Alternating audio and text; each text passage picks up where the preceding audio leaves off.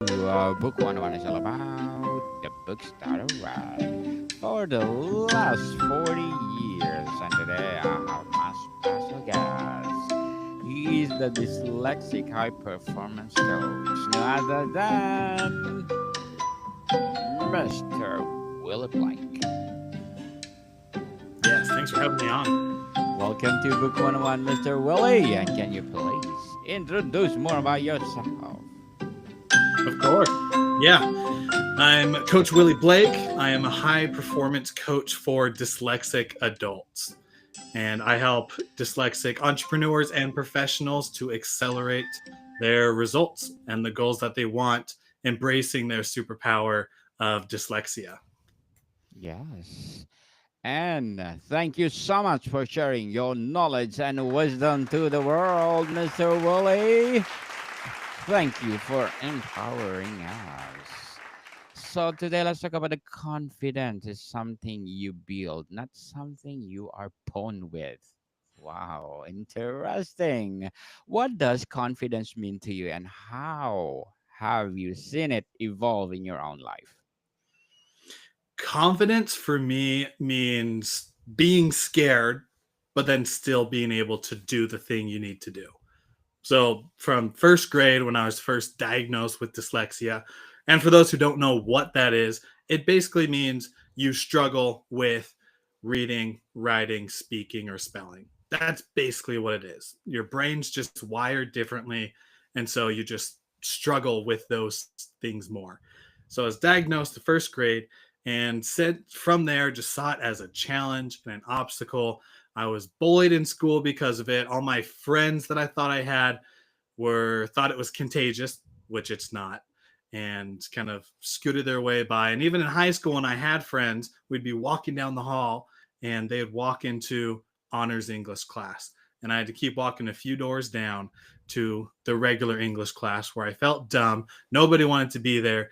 And I just felt out of place. And so from that, very shy individual, didn't want to talk. Even if I knew the answer, I'd sit there 10 seconds, 15 seconds, knowing the answer, and then someone would raise their hand with that exact same answer, and I'd beat myself up about it. And so from there, just over and over and over again, getting beaten down, being scared of what I was and this thing that was a parasite to me. And then I thought at one point, years into college, what if this wasn't something that was bad? What if it was actually something that helped me out? And so I thought more about it and I researched more and realized that, of course, there's the bad side that everyone focuses on, but there's also the good side of empathy, of out of the box thinking and problem solving. And I thought that's the area I want to think of. So, like with Henry Ford's quote, whether you believe you can or you can't, you're right. I just decided to follow that. And so I believed that I could. And from believing and embracing who I was, that's how I built the confidence from that shy kid in grade school to the person that I am today.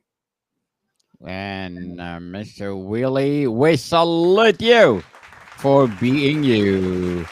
We're proud of you. And most of the dyslexic people are, well, successful and famous. Can you share a moment when you realized confidence was something you had to actively build? It was in 2018 when I first had that thought. Because that was when I was first enveloped in this industry we call self development. And I wanted to simply read more.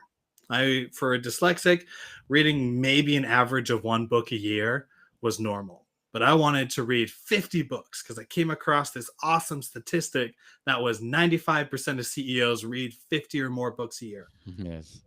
And that's what I wanted. I wanted to be a CEO and the business owner. And so 50 was just way out there, too far out there for me to do. But 12? 12 didn't seem that bad. One book a month, I can do it. And so I went to a bookshelf, grabbed a little purple book called Rich Dad, Poor Dad, opened it to chapter 1, and started reading.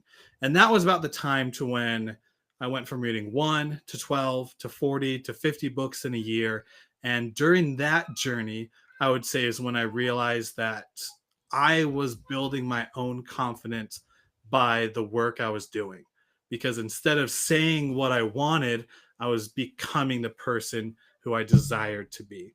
So I was, as I think Alex Ramosi says it, stacking irrefutable evidence that I am who I say that I am. Wow. Amazing indeed, Mr. Willie. How do you overcome self doubt when faced with a challenging situation?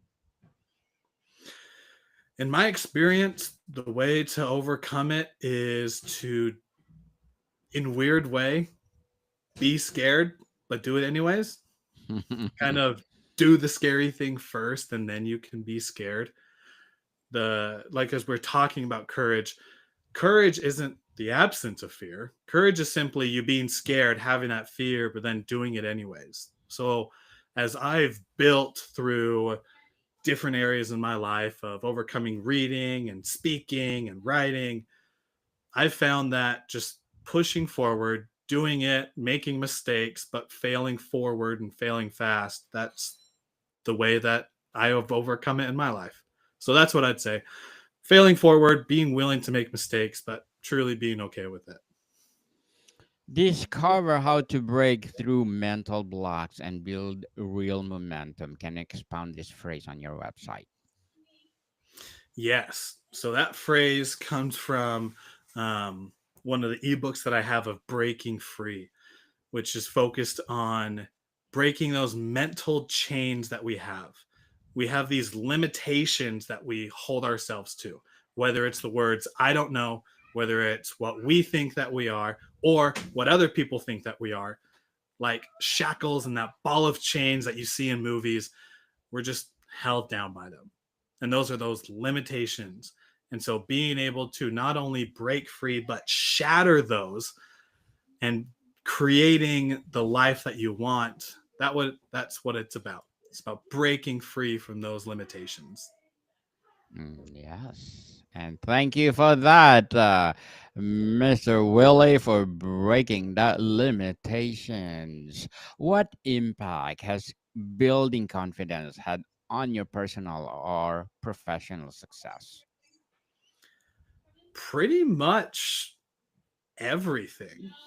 Like if you are an individual who, like I was, shy, reserved, staying in the comfort zone or in a comfort level, you ain't doing anything.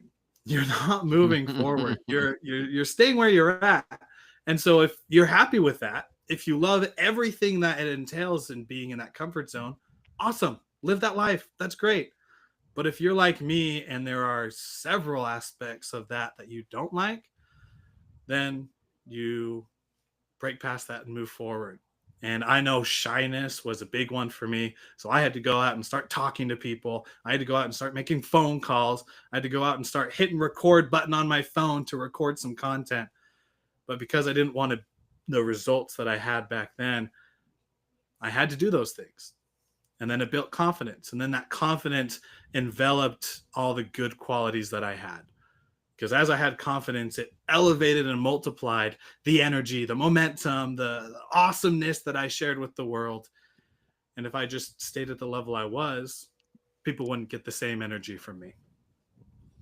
Yes, the awesomeness. I like that, Mr. Willie. Can you share a story of how you help someone else build their confidence? Yeah, the first one that comes to my mind actually happened pretty recently. So one of the clients that I've worked with, we are going through a few of the steps that I have with my coaching program, and one of them is reverse engineering your goal. So whatever your goal is, taking that work backwards, hitting those milestones, so that finally when you get to where you are, you have a complete blueprint of what you want. And so my client, funny enough, was wanting a girlfriend. This isn't usually like a goal that I work with, but the principle still works the same. So I said, okay, you want a girlfriend. Let's break it down. So the girlfriend's the final goal. What's below that? Well, you got to be dating a girl. Awesome. How do you date a girl? Well, you got to have a girl that's a friend. right? And it truly is this simple. How do you get a girl that's a friend? Well, you got to have a friend group that has female individuals in there, right? How do you get that? Yes. That breaks off into two. One of you got to be at the places where these friends are at, and then two of you have to be like the skills and be able to communicate and talk with your friends. From there, and I'll summarize this so it makes more sense. From there, the talking part that breaks off into two of you have to be yourself. Women aren't attracted to individuals who are fake. They like real people, and especially individuals who have lives. So you got to be yourself. And then the other one is the actual skill of communicating, actual skill of listening and asking questions and being able to carry a conversation.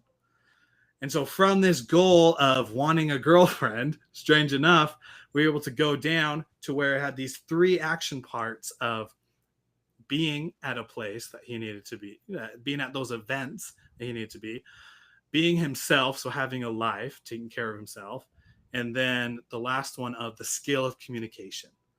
So we were able to create action items of going to networking events, of taking self care, and working on the skill of talking and speaking. And so from that, that built my client's confidence of just simply laying out exactly what needs to happen. And this overwhelming goal of, I want this relationship because I eventually want to have a family, breaking it down to, I just got to do three things a day or a week, and I can eventually get there. Boosted his confidence. And that's something that I love working with my clients with is simply break it down. And it's tremendous the confidence that comes from clarity. Interesting indeed, Mr. Willie. Very well said. What's one exercises or technique you recommend for boosting confidence daily? The first one that comes to my mind, obviously, breaking down your goals, reverse engineering, that's a fantastic one. The other one is the step after that, which is what I call the 2% rule, which the 2% rule, if your goal is 100%, that's what you get when you complete it, then it's taking 2% action every single day to get to the goal that you want.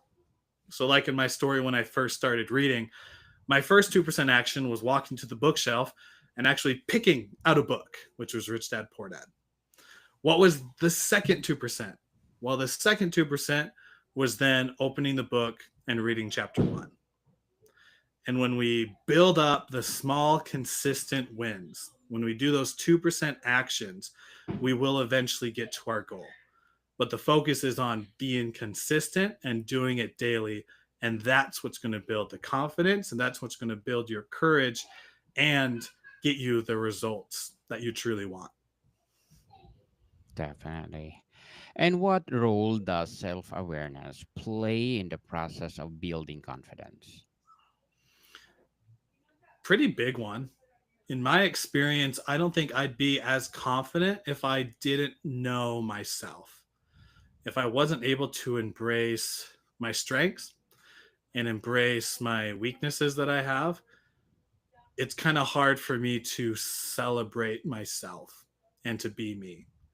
Because if I don't know who I am, then I'll start trying to find myself in other people, to which then I have to put on these fake masks or alter egos or whatever it is.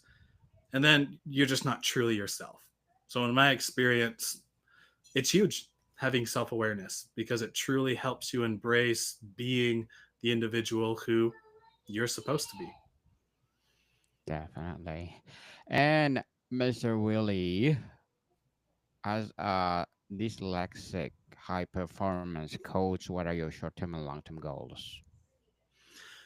Short term goals is to create a community for dyslexics. So we have a lot of resources, and I love people who are out there helping us out throughout the entire world with kids and teenagers who are struggling with dyslexia. And not only dyslexics, anyone who's has a neurodiversity um, mentality of, it could be dyslexic, it could be ADHD, it can be autistic, whatever it is. being able to create a community of support. So my short-term goal is to create a community of individuals to where we can come in and be a support group for each other. Long-term goal, one of the biggest ones I want is with the my YouTube channel that I have, is to get 1 million dyslexic subscribers on my YouTube channel.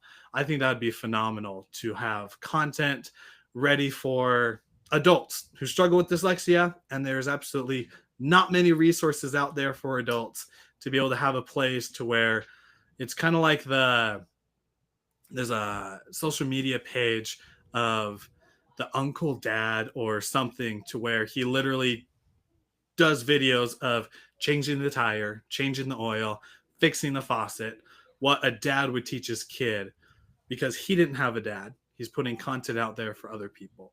So it's me giving back to the dyslexic community and long-term goal at getting that 1 million subscribers on the channel.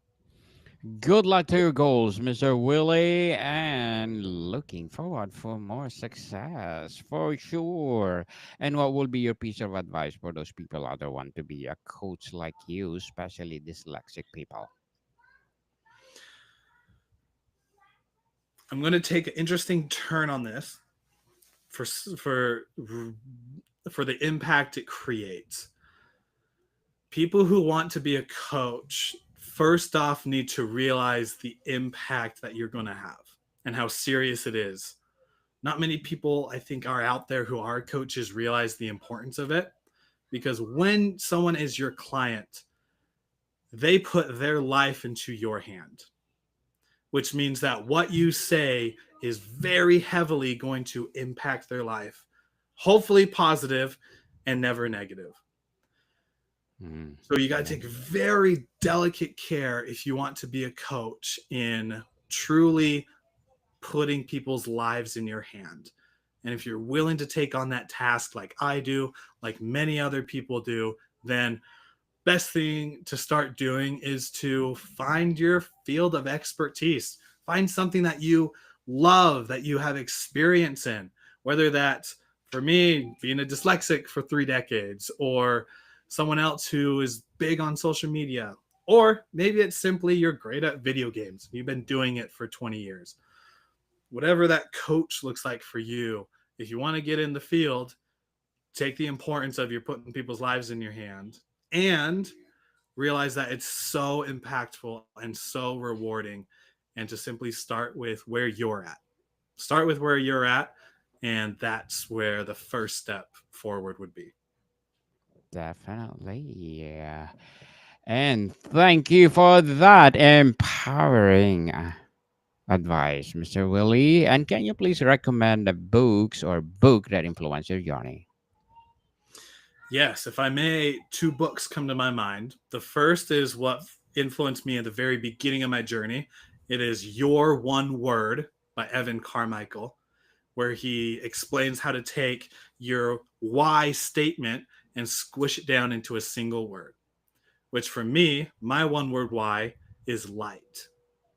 And I live by light every day. So that'd be my first book, Your One Word by Evan Carmichael.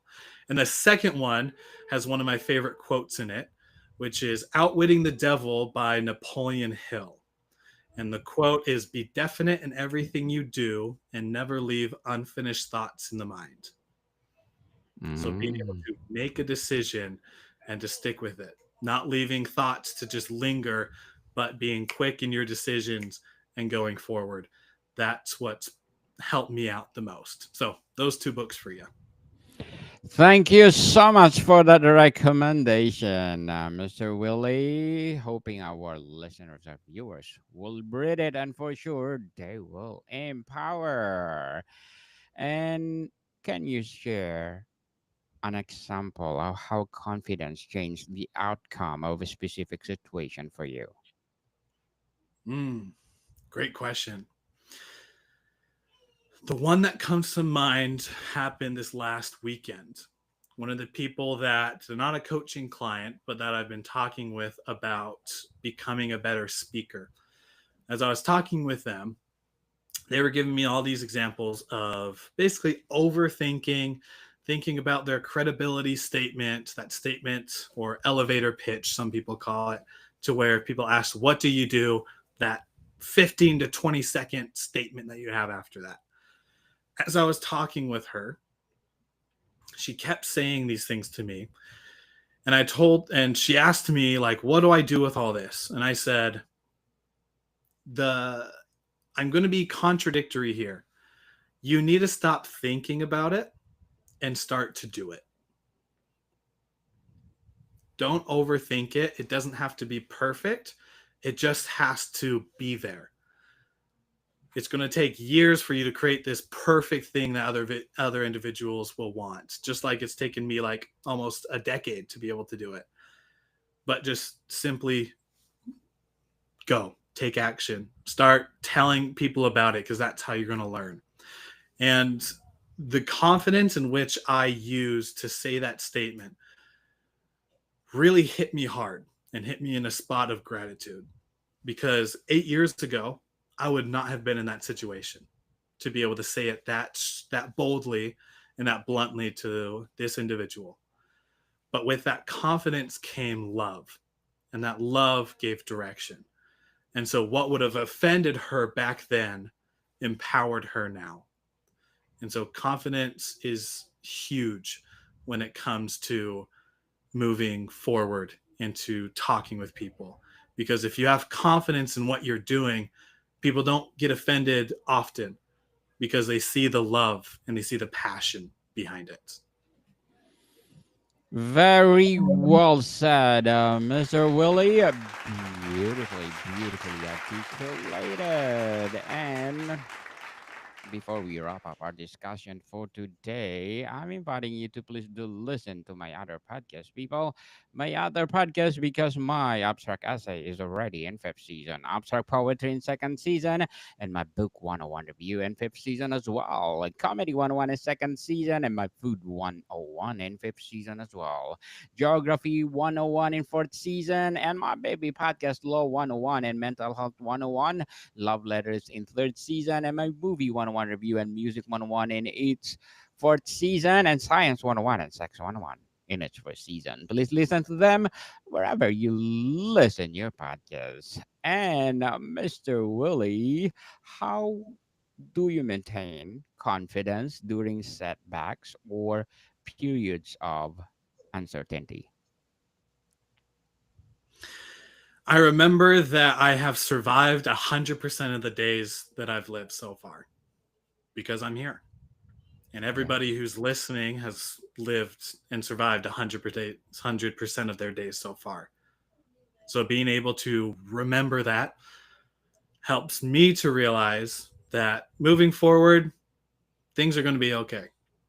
I can adapt, I can adjust, I can pull instances where I've been confident in the past forward into the present right now, and simply trust myself that I'm going to be okay and that I'm going to make the best decision that I can with the information that I have. Yes, adaptability indeed, people. And Mr. Willie Blake, thank you so much for sharing your knowledge and wisdom to the world, hoping for more and more and more empowering advocacy to come. So, can you please invite our listeners to support your business, your advocacy, or any projects that you're doing right now? Yes. Right now, you can help with the YouTube channel that I mentioned, Dyslexic Achievers Hub. We're trying to get to 1 million subscribers, just building the dyslexic community. That's the big one right now, and you can find that as well as other stuff that's going on my website, coachwillieblake.com, and it'll have that there and everything else. Yes, people, let's support Mr. Willie Blake, because if you support him, as I said, more and more empowering coaching to come, more and more empowering advocacy to come. So, Mr. Willie, thank you so much for your time. Thank you. More to come, people. See you soon.